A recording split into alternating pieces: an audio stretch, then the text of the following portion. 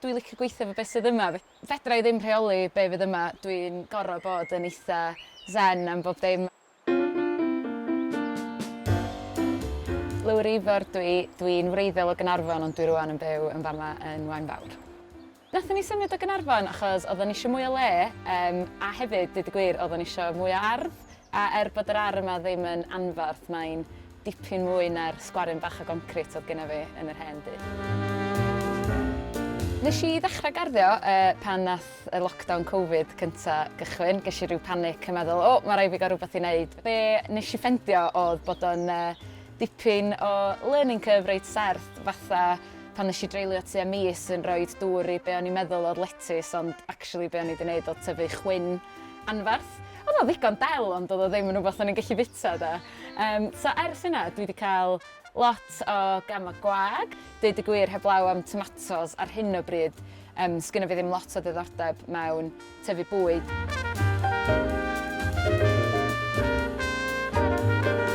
Ond ers I fi symud yma I Waunfawr, dwi wedi cael do fel cyfle I ddysgu mwy, a dwi hefyd wedi rhoi her eitha penodol I fi fy hun achos dwi am partner yn prodi mewn mis, a am ryw reswm nes I benderfynu bod o'n syniad da bod fi'n mynd I drio wneud y blodau I gyd yn hun. Be dwi'n wneud ar hyn o bryd ydy plannu mewn potia yn unig, a dwi yn chydig bach o bioden a dwi wedi bod yn just defnyddio be bynnag fedra I ffendio I dyfu. Felly oedd na dipyn o hen focsys ailgylchu yma pan nathon ni symud I mewn. Lot o'n nhw wedi torri, felly mae duct tape yn elfen eitha pwysig yn yr ar yma. Ond hefyd dwi wedi bod bach yn greadigol efo pethau oedd yma, felly mae yna hen log burner, dwi'n cymryd sydd wedi dod o'r tŷ ryw ben, a dwi'n tyfu mint yn hwnna rwan. Gyna fi hen fin yn fanna oedd yn cael ei ddefnyddio I losgu pethau. Fanna mae'r pys per rwan. O'n i'n licio gwario llwyth ar botia plastig newydd, felly dwi wedi just defnyddio be ni'n gallu ffendio, dweud y gwir. Un peth, dwi rili ddim yn licio blodau oren, felly hwnna di'r un reol dwi'n ddilyn. Dwi'n tueddu fynd am liwiau fwy, gwyn, glas, piws, pinc, coch fel la, ond eto na I gymryd beth sy'n dod, dweud y gwir yn y briodas, dwi'n mynd rhy prescriptive efo hynna. Mae yna gymysgod rili o'r deadline penodol yma diwedd mis Mai, ond hefyd jyst pethau I fi gael mwynhau am weddill y tymor hefyd.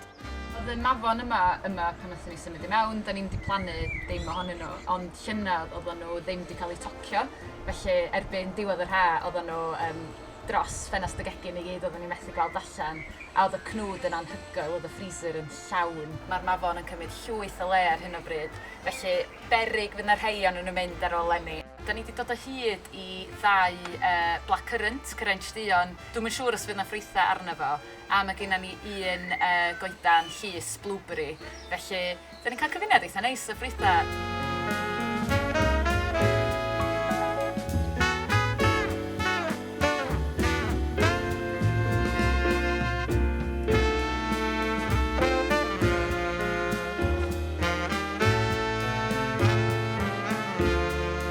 So nes I ddefnyddio system bulb lasagna enw gwych, dwi wrth fy modd efo fo yn y potia yma pan o'n i'n plannu yn yr Hydref. A dwi'n medru gweld mae rhai cyfuniadau wedi gweithio'n dda iawn, rhai eraill ddim cystal, bosib bod yna flodau wedi tagu gilydd allan. Felly be dwi'n obeithio gael yn y tymor hir ydy dipyn o gyfuniad o flodau sy'n dod yn ôl bob blwyddyn.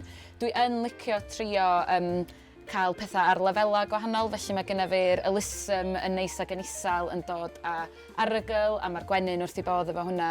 Dwi wedi bod yn hau delphiniums, a mae heina'n dechrau dod yn dda genna fi, felly dwi'n teimlo'n eitha cyffroes am weld rheina'n codi yn dal ag yn uchel, a mae genna fi lupins hefyd, felly gweadau gwahanol, lliwiau gwahanol.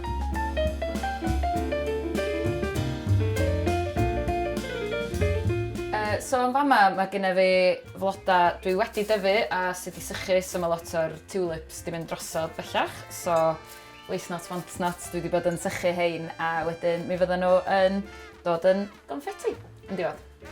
Mae nain a mam gyd wedi bod yn sychu pethau fi hefyd, so mae genna ni bach o hydrangea glas o rar nain, mae yna camellia o rar mam gy, so mae hynna rhyw gysylltu teuluol eitha neis mewn yn hwn lle. Mae Garddio yn gyfle i slofi lawr, mae'n gyfle i fod tu allan ac i fwynhau bod mewn natur. Mae'r ardd yma mewn llecyn mor lyflu, mae yna gymaint o sŵn adar yma, gymaint o greaduriaid gwahanol a da ni'n clywed sŵn yr afon yma hefyd.